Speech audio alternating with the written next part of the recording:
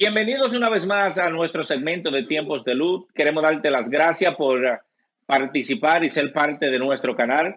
Si no te has suscrito, por favor, suscríbete, dale like, comparte este video con tus amigos y tu familia para que así nuestro ministerio y este canal pueda seguir creciendo en el Señor.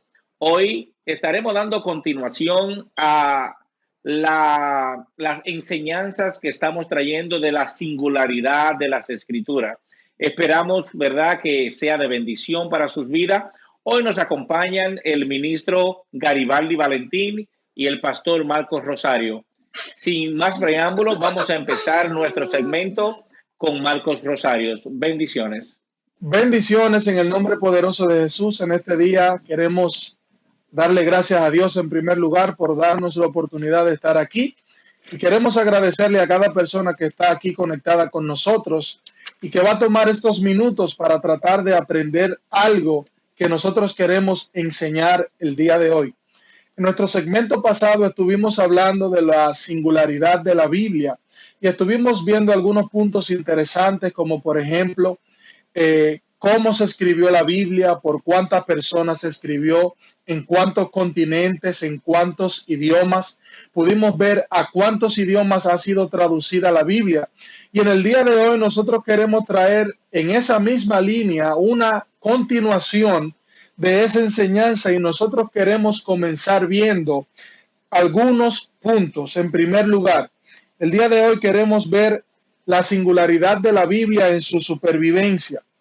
Queremos ver cómo la Biblia ha sobrevivido a través del tiempo, a pesar de que en primer lugar la Biblia fue escrita en materiales que eran perecederos, materiales que, como no existía la imprenta o máquinas de impresión, era necesaria que se escribieran en materiales y se escribieran a mano. Ahora bien, hay algo muy interesante, que a pesar de que la Biblia fue escrita a mano durante miles y miles de años, hay algo muy interesante, y es que la Biblia nunca perdió su estilo, ni nunca perdió su exactitud, ni nunca ha llegado, ni pudo ser aniquilada.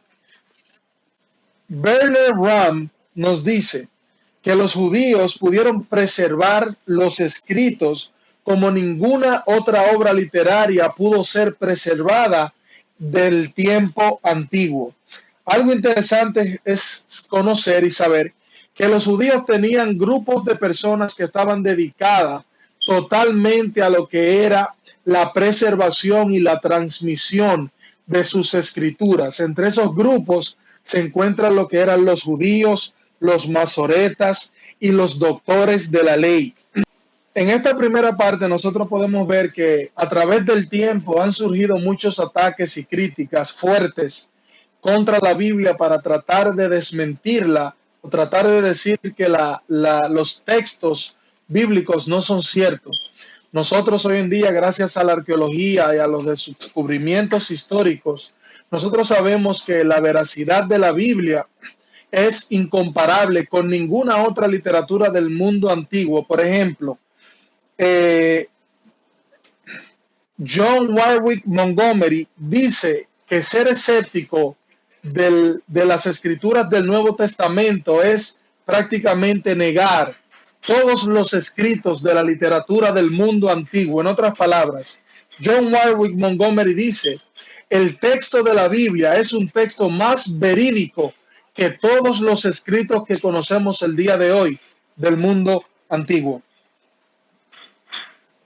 La Biblia ha sido perseguida a través de los tiempos. Aún así, nadie ha podido sacarla de circulación. Nadie ha podido quitar o irrumpir el mensaje del Evangelio. En el año 303, por ejemplo, el emperador Diocleciano dio un edicto donde él decía que era obligatorio mandar a matar a todos los cristianos y quitar su adoración y sus escrituras. Y resulta, irónicamente, que 50 años más adelante, el emperador Constantino dio otro edicto donde mandó a que se fabricaran 50 versiones más de las escrituras de los cristianos que hace poco tiempo había sido mandada a exterminar. Y nosotros podemos darnos cuenta, y vamos a ver algunos ejemplos, Gary y Luis, de cómo personas han tratado a través de la historia de eliminar las escrituras y algunas de las cosas que han pasado con ellos. Por ejemplo, muchos años después, aproximadamente en el año 1778, murió el gran ateo francés Voltaire, quien dijo o trató de predecir en 100 años aproximadamente el cristianismo iba a desaparecer. Y él decía, Luis y Gary, que no solamente el cristianismo y sus escrituras iban a desaparecer, sino que iban a pasar a ser historia. Y mira lo que pasó. Resulta que en tan solo 50 años después de su muerte, la Sociedad Bíblica de Ginebra, yo no sé si ustedes recuerdan esto, la Sociedad Bíblica de Ginebra, en la casa, en la imprenta de Voltaire, se publicaron miles y miles de Biblias, lo que nos dice a nosotros que quien pasó a ser historia y quien dejó de existir fue Voltaire. Cuando nosotros estudiamos la historia, Luis y Gary, nosotros podemos darnos cuenta de que así como Voltaire, como el emperador Diocleciano y muchos otros, han tratado de oponerse de manera radical a lo que es la Biblia y el cristianismo. Pero ciertamente se ha cumplido a plenitud lo que dice la Biblia de que todas las cosas van a pasar, pero la palabra de Dios nunca pasará. Yo no sé si ustedes tienen algún comentario que les gustaría hacer o quisieran hacer una pregunta para enriquecer un poco más lo que estamos hablando. Sí. Me interesa la similitud que hay entre lo que sucedió en el tiempo de Constantino, que pasaron alrededor de 50 años ya cuando Constantino dio un decreto completamente diferente a lo que se había dado previamente, ya que el pueblo cristiano estaba creciendo a un volumen bastante extraordinario. Y mira qué ejemplo tú das, que también pasa 50 años más después, cuando la misma imprenta está imprintando miles y miles de Biblia en un sitio donde básicamente en realidad el que le dio forma a esa imprenta era un ateo. Creo que Dios utiliza a veces su forma, es un poquito incomprensible, ya que utiliza las cosas que parecieran que son en contra o negativas para crearla completamente positiva y es algo fenomenal. No, muy buena intervención ahí, Gary, porque ahí podemos ver que en realidad Dios trabaja, ¿verdad?, en su tiempo. ¿Por qué decimos eso? Como ustedes ya mencionaron, cómo este hombre, ¿verdad?, manda a quemar todas las Biblias. Él quiere que no existan la Biblia. Y yo sé que ahora mismo lo leemos y ahora mismo vemos la historia y decimos, oh, qué estupidez, o pensamos qué ridiculez. Pero ustedes se imaginan por la presión y la opresión que estaban pasando esos cristianos en esos tiempos y tal vez pensando como que Dios, ¿verdad?, lo había echado a un lado, como que no veían la mano de Dios. Y luego entonces yo veo esto como ¿qué ejemplo da Dios cuando al él pasar la misma casa donde él vive, ahí empiezan a imprimirse la Biblia? Es decir, que a veces nosotros como creyentes también debemos de creer y darle tiempo, que el tiempo de Dios es un tiempo perfecto y no actuar, ¿verdad?, en nuestra desesperación humanamente. Excelente, Luis y Gary. Gracias por sus comentarios. Y creo que es un punto para uno reflexionar, porque tú te das cuenta, como mencionan ustedes los dos, de que en el caso del cristianismo, a través de toda la historia, Dios no ha necesitado que ningún cristiano salga a defender lo que le corresponde a Dios. Como ustedes han dicho, a través del tiempo, la historia nos dice que Dios mismo se ha encargado de preservar su palabra, porque quienes han atacado la Biblia, los enemigos de la Biblia, no han sido tan solo personas común y corriente. Entre ese grupo han estado personas en la élite más alta a nivel intelectual, a nivel político, a nivel jerárquico, lo que nos dice a nosotros que a pesar del poder humano que cualquier persona pudiera tener, ni han podido ni van a poder detener, ni quitar, ni eliminar la palabra de Dios. Y en la parte final que yo voy a estar mencionando, luego Garibaldi va a tocar algunos puntos y luego Luis va a tener la parte final, es ver, por ejemplo, nosotros que hemos tenido el chance de estudiar sobre estos temas un poco y sabemos que el tiempo permitir hablar de todo lo que quisiéramos, pero mencionar qué tan fuertemente la Biblia ha sido criticada a través de los tiempos y ha sobrevivido a todas las críticas que se le han hecho, sin importar si ha sido críticas sobre su veracidad histórica, críticas literarias, en cualquier área que le han criticado con el tiempo, lo único que han puesto de manifiesto es que quienes estaban tratando de dañar o de desmentir la Biblia terminan afirmando la veracidad de la palabra de Dios, como es el caso que nosotros conocemos de Lee Strobel. Él tiene un libro que se llama El caso de Cristo, donde él plantea todos los detalles de la muerte, la vida, la crucifixión y la resurrección de Cristo, queriendo decir que si verdaderamente, Luis, Gary y las personas que nos escuchan, si usted quiere conocer si verdaderamente hay evidencias para hablar y afirmar la palabra, la Biblia es la palabra de Dios, solamente tenemos que hacer la tarea de investigar y usted se va a convencer de que todo lo que ha pasado a través de la historia, lo único que nos dice hoy en día es que la Biblia, sin duda alguna, es la palabra de Dios. Entonces, nuestro hermano Garibaldi, va a estar compartiendo con nosotros algunos puntos y aquí seguiremos interactuando sobre estos temas. Excelente, Marco. Sin lugar a duda, esa exposición que diste, muy conmovedora, porque si nos fijamos a través de toda la historia, nos podemos dar cuenta que han habido ataque contra ataque correspondiente a la Biblia. Y quisiera hablar de un tema, de una singularidad bíblica un poquito diferente, y es la singularidad en su enseñanza. Y quisiera exponer varias cosas adentro de la singularidad en su enseñanza, ya que la Biblia es singular de muchos diferentes aspectos, como lo han visto en diferentes videos hechos por Luis y por Marco. Quisiera enfocarme un poco aquí y quisiera enfocarme en su profecía, en su singularidad, en su enseñanza a nivel profético.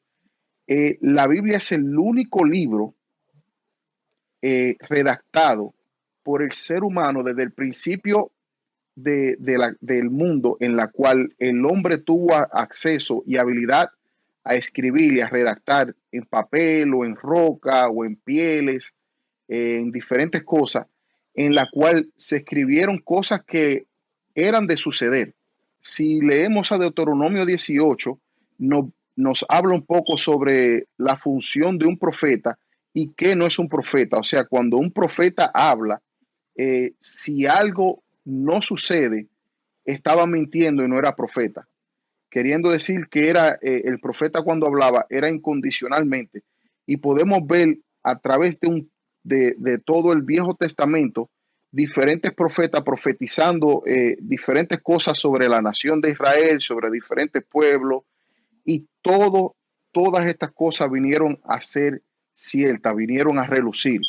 Más sin embargo, cada profeta habló distintas cosas, haciendo mención sobre alguien que había de venir, que esa persona que había de venir no iba a tener control de dónde nacía, a través de quién nacía, su linaje, todo ese tipo de cosas, más diferentes profetas en el Viejo Testamento hablaron de este ser y se cumplieron toditas en el personaje de Jesucristo, el Mesías. Y podemos leer a través de todo el Viejo Testamento diferentes profecías aquí y allá, como ellos hablan, hablando sobre el Mesías, y se cumplieron en el personaje de Jesucristo. La Biblia es singular en ese aspecto. No existe otro libro teológico en la cual tenga componente profético, en la cual hable de esta forma. Gary, aparte de Sí, eso, de la historia que tú dices que la Biblia contiene, ¿verdad? Es muy bueno recalcar y ver que la mayoría o casi todas las profecías que están en la Biblia se han cumplido. ¿Tú crees que hay algún otro documento, algún otro libro donde podamos ver, ¿verdad? Esa veracidad, esa exactitud, o podamos ver por lo menos historias o podamos ver relatos donde esas profecías se han cumplido, como puede ser libro de otras religiones o puede ser libros históricos? ¿Podemos contar con eso? No, no a nivel teológico. A nivel teológico no conseguimos eh, ningún documento o ningún libro en la cual contenga profecías eh, que estén redactadas y sean comprobadas que hayan sucedido. Como es el libro, por ejemplo, bíblico de Daniel. Daniel es un libro en la cual puede ser un poquito difícil de leer, pero Daniel contiene una cantidad de profecías que se dieron a cabo a través de los años, que llegó hasta los romanos, el Imperio Otomano, y no quisiera entrar en muchos detalles, pero para contestarte, Luis, en realidad no existe ningún libro teológico en la cual entre a nivel profético que entra la Biblia como tal. Y con, con, con la exactitud que la Biblia le pone a las profecías. Porque como ya hablamos en Deuteronomio, si tú decías algo que no sucedía, pues quedabas desmentido, quedabas como que no era ningún profeta. Entonces te ponía una carga bastante fuerte correspondiente a lo que el mensaje que tú decías que partía desde Dios, que partía de Dios a través de ti. Pero quisiera moverme a otro aspecto en el cual la Biblia es singular, y es en el aspecto histórico. Podemos leer en primera y segunda de Samuel, en primera y segunda de Reyes, en primera y segunda de Crónica, la historia completa sobre un pueblo. Si vemos a nivel histórico, sacando los libros teológicos y poniéndolo, todos los libros habido y por haber que contienen historia sobre su propio pueblo, si nos ponemos a leer, cada pueblo todavía estuviera en su gloria, porque en ningún momento hablaban sobre sus derrotas. En ningún momento hablaba sobre sus derrotas. Yo creo que cada cual, no sé, Marcos, si tú pudieras hablar, o Luis, si tú pudieras hablar también correspondiente a esto, pero yo sé que si tú me preguntas, oye, háblame un poco de ti, yo no te voy a hablar de lo malo. Yo siempre te voy a hablar de lo bueno mío. Oh, yo soy un muchacho hermoso, con mis canas que dicen que te hablan sobre mi experiencia, letrado. Te voy a decir muchas cosas buenas, pero no te voy a decir, oye, mis cosas malas no te las voy a decir. Y así mismito son los imperios. Más sin embargo, la Biblia es única en hablando sobre sus derrotas, sobre su inmoralidad en cuestión del pueblo, de cuestión del ser humano. Es impresionante en ese aspecto. No sé si pudieran atraer a relucir alguna pregunta o algún otro comentario que ustedes tengan correspondiente a este tema. Yo quisiera aportar algo porque me parece interesante, Gary, y creo que ese es el próximo punto tuyo, y es el carácter, la singularidad de la Biblia en cuanto a su carácter. ¿En qué sentido? En el sentido de que, como tú mencionaste, la Biblia no esconde la realidad del pueblo en el Antiguo Testamento. La Biblia narra sus victorias, narra sus derrotas. La Biblia narra el pecado del pueblo, los errores de los reyes. Y es algo que Amén. nos da mucho a pensar, porque cuando estudiamos un poco lo que son las mitologías antiguas, tú te das cuenta que en las mitologías los personajes siempre eran victoriosos, siempre se mencionan solamente cosas positivas. Y por esa razón, yo creo que la Biblia es singular, porque la Biblia no esconde los errores de sus héroes. No sé si Luis quería decir algo más. Amén. No, sí, Pastor Marco, yo iba más o menos a aportar algo como esa misma índole que usted aportó ahora mismo. Pero para no abarcar más, yo le sugiero al que esté viendo este video que presione el link o el enlace que está aquí arriba, donde saldrá, ¿verdad? Nuestra primera charla que tuvimos hace una semana, donde hablamos exactamente de todo esto que ya usted y Garibaldi hablaron. Se puse cómodo. Adentro de este tema también, de la singularidad en su enseñanza, hay muchos, pero por cuestión de tiempo, quisiera simplemente mencionarlo y usted se puede dar la tarea de investigarlo y darse cuenta que la Biblia es única en esto. En la Trinidad, habla sobre un solo Dios, pero a la misma vez que ese Dios tiene tres diferentes personalidades o son tres obreros en la cual se conllevan para poder conllevar el mundo como tal. Pero no me quisiera enfocar ahí porque es un tema bastante controversial, ya que hay diferentes religiones adentro del mismo cristianismo en la cual no creen en la Trinidad, y eso es un tema para debatir que vamos a llevar en otro tiempo. Pero quisiera enfocarme en un tema que me interesa, en la cual la Biblia es singular en su enseñanza, en la cual es que Dios, el creador de todo, se hizo hombre para disponerse por su propia creación, o sea, para disponerse por los pecados de su creación. La Biblia es singular en su enseñanza en eso. No hay ningún libro teológico que esté registrado hoy día en la cual se muestre a un ser que se entrega por otro.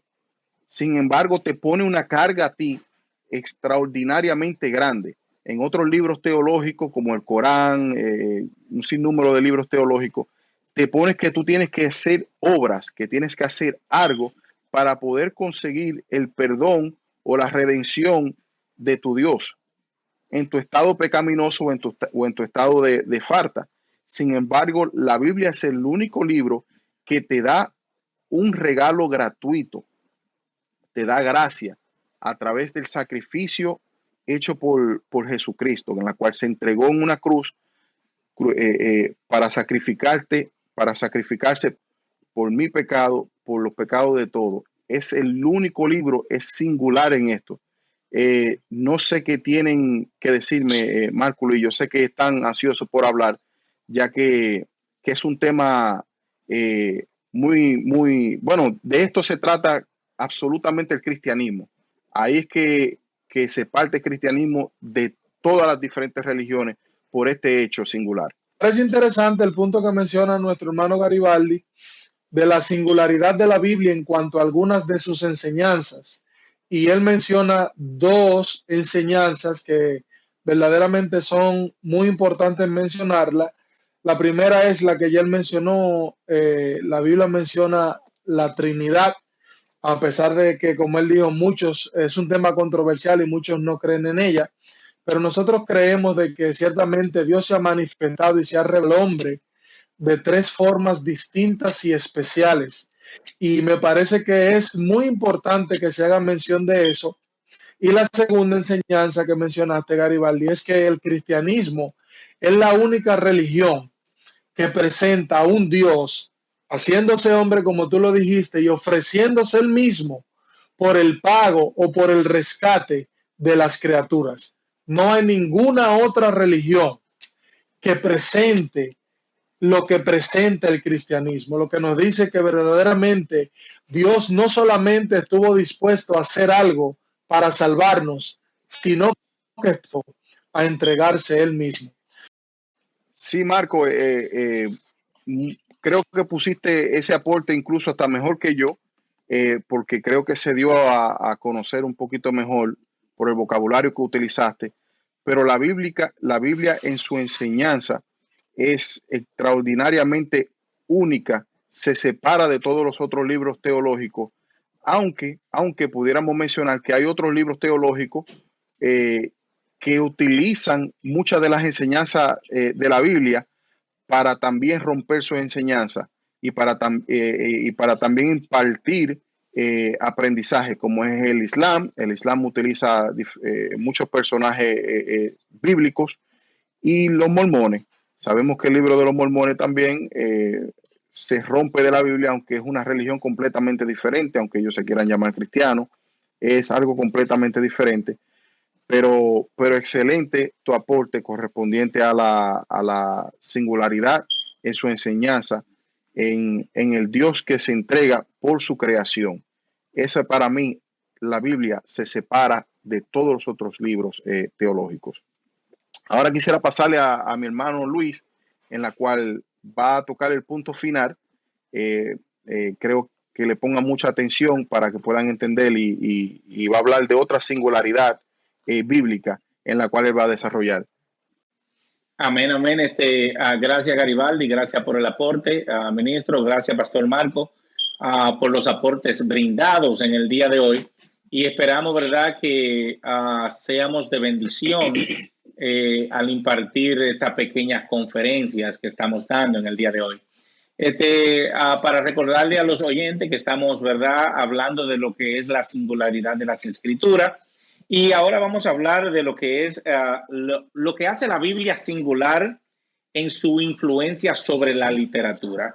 Como ustedes saben, la literatura mundial tiene algo de la Biblia. La mayoría de naciones, si no casi todas las naciones, la literatura que usan son fundamental de la Biblia. Incluso las leyes que se usan, por ejemplo, vamos a hablar de los Estados Unidos. Cuando los Estados Unidos fue fundado, todas las leyes que ellos usaban o usaron fueron sobre las Escrituras. Podemos ver que la literatura bíblica ha sido algo que ha, ¿verdad?, enriquecido el Medio Oriente, también el habla española, y todo tiene base y fundamentos bíblicos. Uno de los hechos más intrigantes de la Biblia es que, aunque es la comunión de Dios o la comunicación de Dios, ¿verdad?, nosotros los seres humanos somos parte de ese proceso. Es decir, ¿cómo puedo decir que nosotros somos parte de ese proceso? Porque los escritores humanos de la Biblia, los que escribieron la Biblia bajo, ¿verdad?, bajo el Espíritu Santo, usaron diferentes formas de literatura para comunicar mensajes y diferentes épocas. Es decir, la literatura bíblica es base de lo que vivimos hoy día en el modernismo. La Biblia contiene también literatura histórica. ¿Cómo podemos decir literatura histórica? Si vemos Primera y Segunda de Reyes, todo lo que nos muestra es historia. Tiene literatura dramática. Job es un libro dramático, un libro donde te habla, ¿verdad?, de la vida de este hombre, lo que sufrió, lo que pasó y todo. Tenemos documentos legales. Eso lo podemos encontrar en Éxodo y Deuteronomio. También tenemos cánticos. Esos cánticos los podemos ver en Cantares y en los Salmos.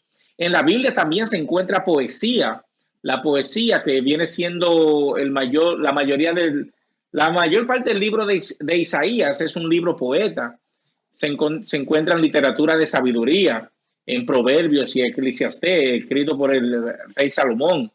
Tenemos, ¿verdad?, literatura apocalíptica, que ya, como lo dijo usted, Garibaldi, Daniel es un libro donde te habla de mucho, ¿verdad?, literatura apocalíptica, de acontecimientos que van a acontecer, y también en Apocalipsis.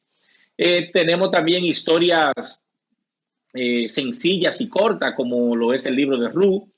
Tenemos sermones también con los libros de Hechos, Y en realidad la Biblia menciona y tiene literatura de todo y para todo.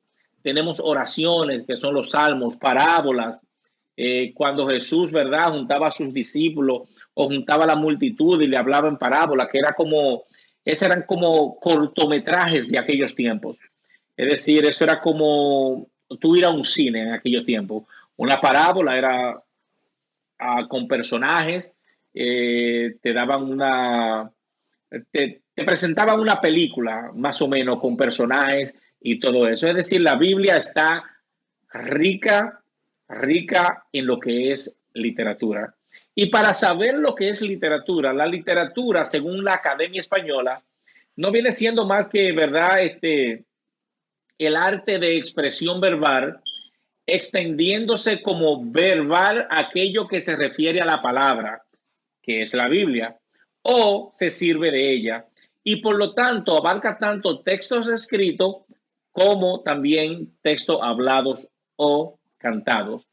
Eso viene siendo la literatura oral.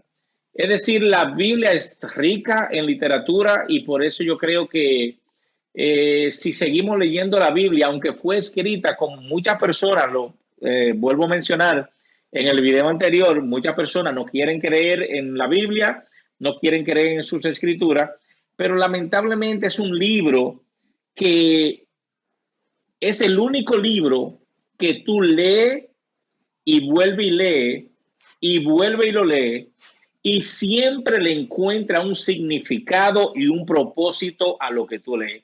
Más sin embargo, tú puedes coger el mejor libro, la mejor literatura, como tú puedes coger ¿cómo diríamos? Un Quijote de la Mancha. Y cuando tú lees a Quijote de la Mancha la primera vez y vuelves a leerlo la segunda vez, ya eso no te llama la atención porque tú lo leíste y tú sabes lo que va a leer de nuevo. Más, sin embargo, cuando tú lees la Biblia y lees un versículo y tú vuelves al mes siguiente, al día siguiente, la semana siguiente o el año siguiente y lees ese mismo versículo trae vida a tu vida. Y esa literatura que tiene la vida es algo que solamente puede ser inspirada por Dios. Wow, Luis, excelente. Me encanta ese punto que tú traes y quisiera abundar en algo porque me atreviera a decir que adentro de todos los géneros que se encuentra la Biblia, que habla la Biblia, ya que lo mencionaste casi todo, el único en la cual no se encuentra, el único género que no se encuentra en la Biblia es el género de la fantasía. El género de la fantasía es un género que en la Biblia no se encuentra. Después todos los géneros tienen algo, son verídicos, o sea, se apoderan de la verdad del ser humano y de la vivencia del ser humano. Pero lo interesante sobre lo último que estabas hablando, Luis, es que la Biblia en todos los diferentes géneros, aunque está hablando de diferentes cosas, escritas de diferentes versiones, en poesías, como ya hablaste, sigue un mismo orden y no se sale de ese orden, en la cual es algo, en mi opinión, extraordinario. Eso a mí me asombra, cómo puede ser que hayan tantos diferentes géneros de composición, de literatura bíblica y que sigan un mismo orden a través de diferentes personajes que lo escribieron en diferentes tiempos. Eso es algo a mí que me deja anonadado sobre ese punto bíblico que traíste. Como decía Gabriel Sibán, él dice que la Biblia no solamente es un libro inspirado, sino que ha sido un libro de inspiración para muchas personas en todos los tiempos, en todas las generaciones, en todos los continentes, en todas las culturas. La Biblia ha tenido influencia para hacer que otras personas se motiven a escribir sobre los escritos bíblicos. Y me parece un dato muy interesante porque no recuerdo el autor aquí en el libro de Josh McDowell, Nueva Evidencia que demanda un veredicto, dice que si usted destruye hoy en día todas las Biblias que existen, usted puede reconstruirla nuevamente solamente buscando todos los libros escritos sobre la Biblia. O sea que no hay otro a través de toda la historia del que se haya escrito tanto como se ha escrito de la Biblia. También, Marco, qué bueno que traíste ese punto, porque yo quiero leer, ¿verdad? Un par de citas donde podemos ver la importancia de la influencia de la literatura bíblica en este mundo moderno.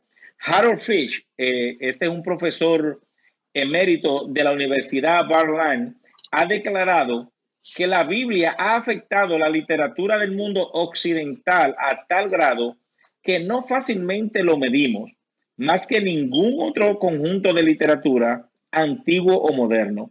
La Biblia ha proporcionado a los autores desde la Edad Media con una abundancia de símbolos, ideas y maneras de percibir la realidad. Podemos seguir la pista de esta influencia hasta encontrarla en los textos bíblicos que tratan directamente los temas a los personajes. También podemos encontrar sus huellas en poesías, dramas y otras obras literarias que, aunque no directamente bíblicas, reflejan una concepción bíblica de la humanidad y del mundo. Y para concluir, vamos a citar lo que dice Gabriel Sivan, escribe: no hay otro documento que el hombre posee que ofrece tanto al lector. Él dice: instrucción ética y religiosa, poesía espléndida, un programa social, un código legal, una interpretación de la historia, juntamente con todos los gozos, dolores y esperanza que fluyen en la vida humana y que los profetas y líderes de Israel expresaron con fuerza y pasión inigualadas. Es decir, que la Biblia en su literatura, podemos citar lo que dijo, ¿verdad?, el ministro Garibaldi en su parte, de que no solamente hace alarde de lo bueno y poderoso que ella hace, sino que también cita sus derrotas y sus dolores. Me encanta porque en realidad, literalmente, la Biblia creo que es lo más poderoso que nosotros tenemos en nuestras manos en el día de hoy. Wow, muy interesante, Luis, lo que tú acabas de mencionar, cómo la Biblia ha influenciado no solamente en la literatura, sino que también ha tenido un gran impacto en lo que es la civilización. Y como tú mencionabas, que los códigos legales y muchos otros temas ya mencionados, en nuestro mundo, específicamente la parte occidental, hemos recibido una gran influencia de las escrituras. Hay un comentario que queremos hacer antes de concluir y es citar lo que dijo el filósofo francés Jacques Rousseau, y él dijo: he aquí las obras de nuestros filósofos, con todo su estilo pomposo, cuán pobres y despreciables son en comparación con las escrituras. Y dijo él: ¿será posible que un libro que a la vez tan sencillo y tan sublime fuera solo la obra de un hombre? Y él, en pocas palabras, lo que está diciendo, las más grandes obras literarias que nosotros conocemos no se comparan con la palabra de Dios. Y dijo: este libro, a pesar de que es tan sencillo, pero es tan sublime y profundo. Y hace una pregunta y dice: ¿creen ustedes que esto pueda ser la simple invención de un ser humano? Y nosotros sabemos que la respuesta a esa pregunta es no. Obligatoriamente tuvo que haber una intervención divina en la palabra del Señor por todos los detalles y muchos más que nosotros hemos visto y que vamos a seguir viendo. Queremos agradecer de manera especial a Dios primeramente y a cada persona que está aquí conectada con nosotros y ha sacado este tiempo para tratar de aprender algo. Y nosotros sabemos que quizás todo lo que hemos dicho usted no se lo va a aprender en un día, pero la intención no es que usted se aprenda todo lo que nosotros decimos. Nosotros como ministerio lo que queremos es despertar el interés en cada persona que nos ve para que usted de manera diligente pueda decidir, investigar, estudiar, conocer más la palabra del Señor y convencerse de que la Biblia y el Dios que nosotros le servimos son reales. Así que será hasta la próxima. Nuevamente te vamos a, si te gustó este video, lo compartas con algún amigo, familiar y te suscribas si quieres a este canal para que cada vez que subamos algún material nuevo puedas verlo y pueda bendecir tu vida y la vida de otros. Gracias y bendiciones en el nombre de Jesús. Amén. Gracias por su tiempo y sintonía.